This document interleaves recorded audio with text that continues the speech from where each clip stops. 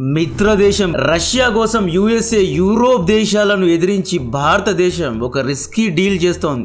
ఇప్పటి వరకు రష్యా మనకు క్రూడ్ ఆయిల్ అంటే పచ్చి నూనెను అమ్ముతోంది అని చెప్పుకున్నాం. బట్ రీసెంట్ గా రాయిటర్స్ ప్రచురించిన ఆర్టికల్ ప్రకారం భారత్ రష్యాకు పెట్రోల్ అమ్ముతోందంట.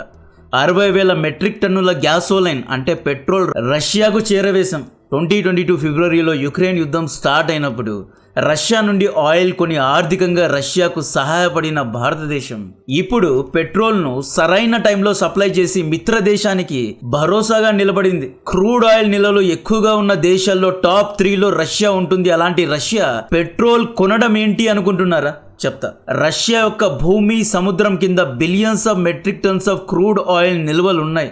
ఈ క్రూడ్ ఆయిల్ ను వెలికి తీసే ప్లాంట్స్ యుక్రెయిన్ రష్యా బార్డర్ అంటే యుద్ధం జరిగే ప్లేస్ నుండి 3,000 కిలోమీటర్ల దూరంలో ఉన్నాయి. యుక్రెయిన్ డ్రోన్స్ యొక్క రేంజ్ 2,000-2,500 కాబట్టి క్రూడ్ ఆయిల్ ను ఉత్పత్తి చేసే ప్లాంట్స్ ను యుక్రెయిన్ ధ్వంసం చేయడం లేదు. ఇక్కడ క్రూడ్ ఆయిల్ ను ఎక్కడా వాడలేరు, ముఖ్యంగా వాహనాల్లో వాడలేరు అన్నమాట. క్రూడ్ ఆయిల్ ను రిఫైన్ చేసి పెట్రోల్, డీజిల్, జెట్ ఫ్యూల్ లాగా మార్చాలి.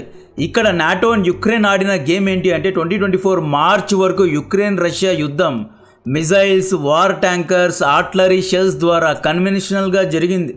ఆగస్టు 2025లో యుక్రెయిన్ స్ట్రాటజీను చేంజ్ చేసి రష్యా జాగ్రఫీ చాలా కష్టమైనది, క్లిష్టమైనది అని గ్రహించారు. గ్రేటెస్ట్ హిట్లర్ సైతం అడ్వాన్స్డ్ వెపన్స్ ఉన్నా కూడా రష్యాను అంటే అప్పటి స్టాలిన్ ఆర్మీను ఓడించలేకపోయాడు అని గ్రహించి అడ్వాన్స్డ్ వెపన్స్తో పుటిన్ను ఓడించలేము అని పుతిన్ కాళ్ళు నరకాలి అని భావించారు. రష్యా యొక్క రిఫైనరీస్ను డ్రోన్స్తో దాడి చేయడం మొదలుపెట్టారు. మాస్కోలో ఉన్న రిఫైనరీస్ యుక్రెయిన్ బార్డర్ నుండి 2,000, 1,500, 1,000 కిలోమీటర్ల దూరంలో ఉన్నాయి.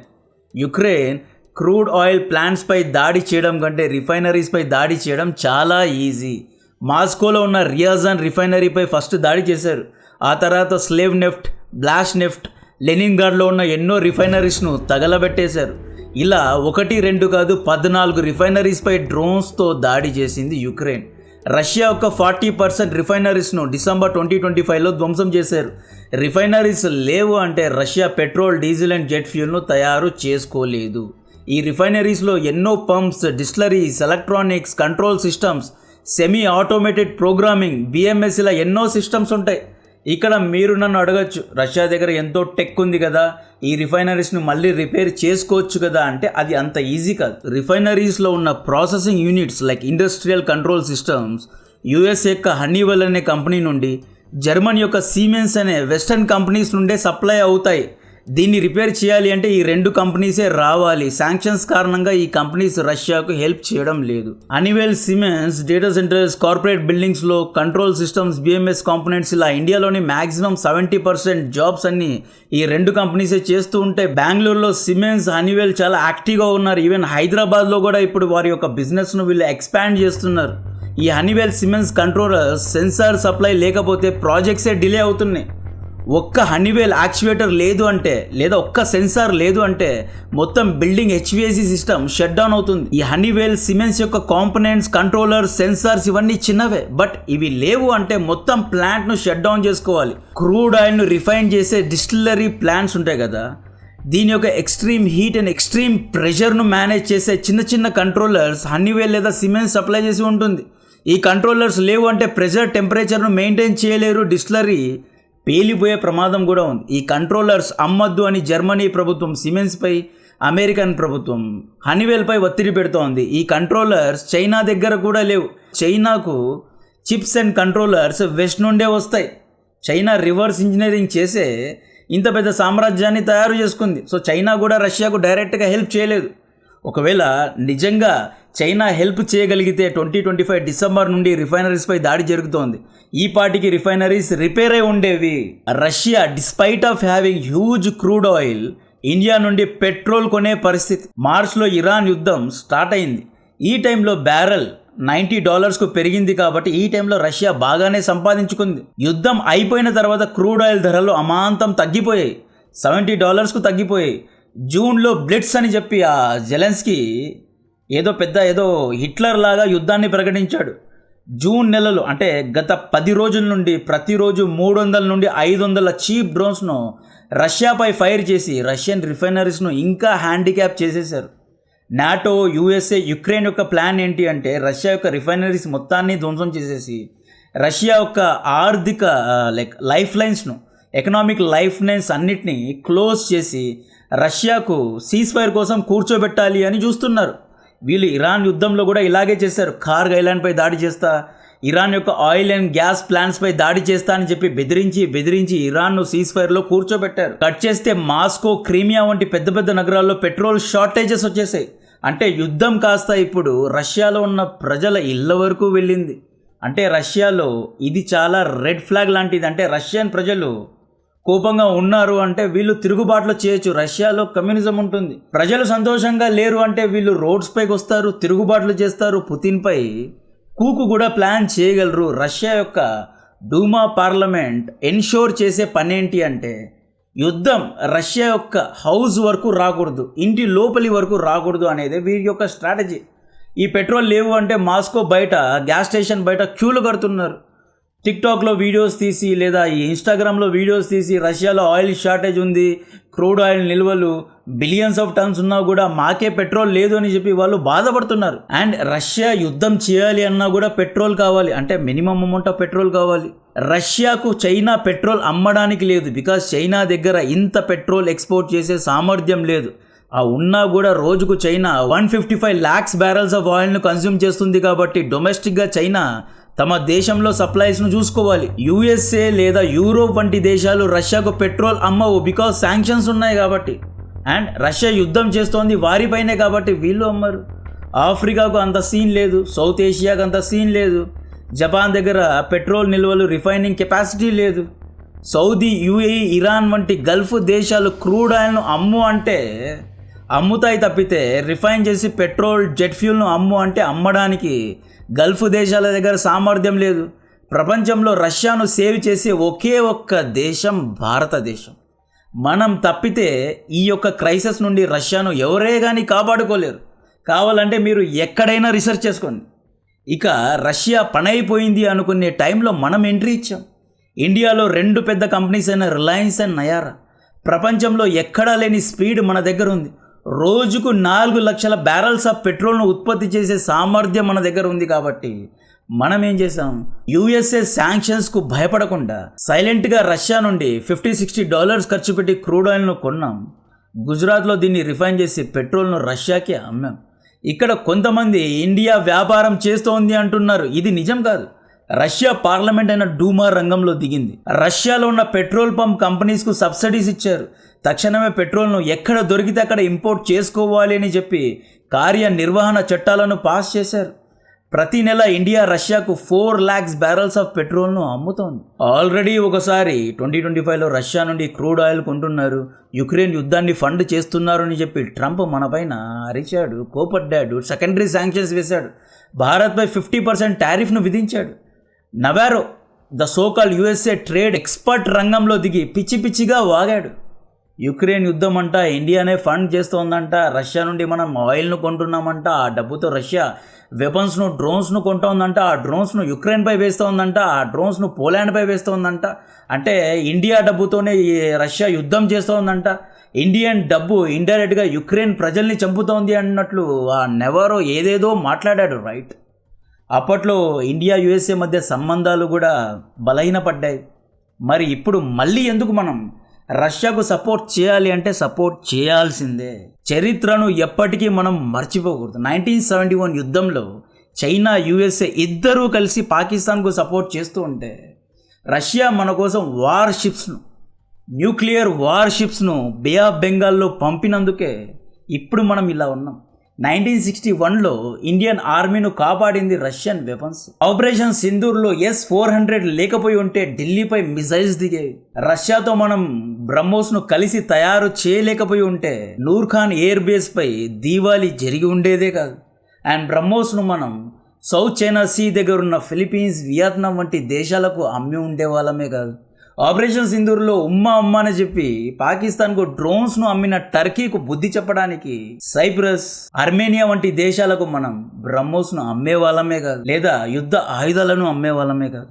సో రష్యా లేకపోతే స్ట్రాటజికలీ, టెక్నికలీ మనం చాలా బలహీనపడే వాళ్ళం కాబట్టి మిత్రదేశం కష్టంలో ఉన్నప్పుడు యుఎస్ఏ, EU, యూరోప్ ఎవరికి భయపడకుండా ధైర్యంగా నిలబడాలి. మనం నిలబడ్డాం. 1 వీక్ 10 డేస్ తర్వాత డొనాల్డ్ ట్రంప్ రంగంలో దిగుతాడు. ఎందుకు దిగుతాడు అంటే రష్యా ఇప్పుడు మళ్ళీ గివ్ బ్యాక్ ఇచ్చింది. ఈ 20 డేస్ ఈ జెలెన్స్కీ పెద్ద హీరోలాగా వచ్చి బ్లిట్స్ అన్నాడు. 40 డేస్ వరకు వరుసగా రష్యాపై దాడి చేస్తా అని చెప్పి దాడి చేశాడు. 500-600 డ్రోన్స్ పర్ నైట్ చొప్పున దాడి చేశాడు. బట్ నిన్న రాత్రి ఈ 2 రోజులు రష్యా కీవ్పై వరుసగా దాడులు చేసింది. దాదాపు 40-50 మిజైల్స్ అండ్ 300-400 డ్రోన్స్ను ఒకేసారి ఫైర్ చేసి Kyiv, Zaporizhzhia city and నిప్రో, Kharkiv oblast ఇలా అన్ని ప్రధాన ప్రావిన్సెస్ పై దాడి చేశారు. దాదాపు 12 మంది చనిపోయారు అంటున్నారు. అపార్ట్మెంట్స్ పై, రెసిడెన్షియల్ బిల్డింగ్స్ పై అంటే పుతిన్ విరుచుకుపడుతున్నాడు. జెలెన్స్కీ రంగంలో దిగి ఏమంటాడు అంటే రష్యన్ డ్రోన్స్ను ఆపడానికి మా దగ్గర ఆర్టిలరీ షెల్స్ ఉన్నాయి, డిఫెన్స్ సిస్టమ్స్ ఉన్నాయి, బట్ రష్యన్ మిజైల్స్ను ఆపడానికి ఇంటర్సెప్టర్స్ లేవు. ప్యాట్రైట్ యాంటీ మిజైల్ డిఫెన్స్ సిస్టమ్స్ యొక్క ఇంటర్సెప్టర్ షార్టేజెస్ ఉన్నాయి కాబట్టి రష్యన్ మిజైల్స్ మా పైన పడ్డాయి, కీవ్పై దాడి చేశాయి. వెస్ట్ దేశాలు, USA ఎంత తొందరగా వీలైతే అంత తొందరగా ఇంటర్సెప్టర్స్ను పంపించాలి అని చెప్పి ఈయన కోరాడు. ఇయర్లీ అమెరికా 100 ఇంటర్సెప్టర్స్ను తయారు చేసుకుంటుంది. ఈ ఇంటర్సెప్టర్స్ను UAE ఇస్తుందా, సౌదీకని ఇస్తుందా, అమెరికాని పెట్టుకుంటుందా, జెలెన్స్కీకి ఇస్తుందా? జెలెన్స్కీ స్ట్రాటజీ ఏదో బాగుంది. ఈయన రష్యాపై దాడి చేస్తే క్రెడిట్ మొత్తం ఇతనే తీసుకుంటాడు. నేనే చేశా, నేనే దాడి చేశా అంటాడు. ఒకవేళ రష్యా తిరిగి దాడి చేస్తే ఇంటర్సెప్టర్స్ లేవు, వెస్ట్ దేశాలు సహాయపడడం లేదు, USA హెల్ప్ చేయడం లేదని చెప్పి వాళ్ళపైన బ్లేమ్ వేసే కార్యక్రమం చేస్తాడు.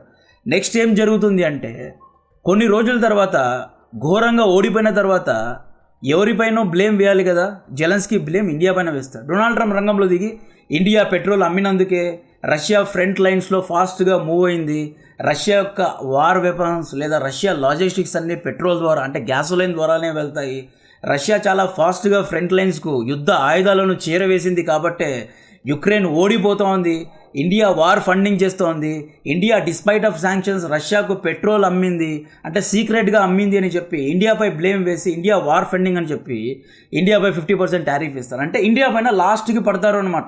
ఆపరేషన్ సింధూర్లో పాకిస్తాన్ యుద్ధం మధ్యలో మీకు గుర్తుందా, 3 డే వార్లో 3rd డే అమెరికా $1 బిలియన్ లోన్ను పాకిస్తాన్కు శాంక్షన్స్ చేసింది in the middle of the war. అంటే పాకిస్తాన్ ఇంట్రెస్ట్ను అమెరికా కాపాడినందుకు. ఎందుకు కాపాడుతోంది అంటే 1979లో CAA, ISI ఇద్దరు కలిసి సోవియట్ రెడ్ ఆర్మీని ఓడించారు.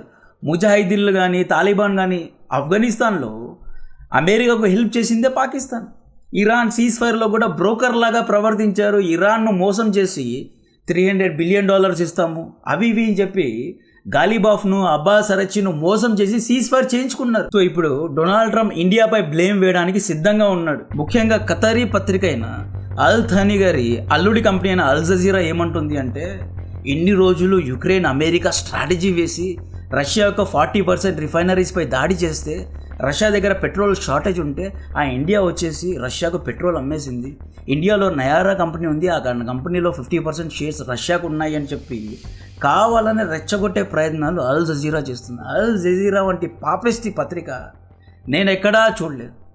ముస్లిం రిలీజియన్కు ఒక శాపం లాంటిది అల్ జజీరా. అల్ జజీరాను నడిపే అల్ థానీ పెద్ద పెద్ద మాటలు మాట్లాడతాడు. హమాస్కు సపోర్ట్ చేశాడు, పాలస్తీన్ హక్కుల కోసం మాట్లాడతాడు, రైట్. ఇదే ఖతర్ రాజు బిలియన్స్ ఆఫ్ డాలర్స్ విలువ గల విమానాన్ని డొనాల్డ్ ట్రంప్ గిఫ్ట్గా ఇచ్చాడు. కావాలంటే ఈ ఆర్టికల్స్ చూసుకోండి. ఒక పక్క పాలస్తీన్ రైట్స్ కోసం మాట్లాడతారు, ఇంకొక పక్క హమాస్ అనేది ఉగ్రవాద సంస్థ కాదు, ఉద్యమ సంస్థ అంటారు. దోహా టవర్స్లో హమాస్ పొలిటికల్ లీడర్స్కు ఆశ్రయం ఇస్తారు, హమాస్కు ఫండింగ్ ఇప్పిస్తారు. అల్ జజీరాలో కాశ్మీర్లో ఇండియన్ ఆర్మీ అణిచివేస్తోంది అని చెప్పి కాశ్మీరీ ప్రజల్ని రెచ్చగొట్టే ప్రయత్నాలు చేస్తారు. ఇన్ని చేసి అమెరికా రాష్ట్రపతికి విమానాన్ని గిఫ్ట్గా ఇస్తారు.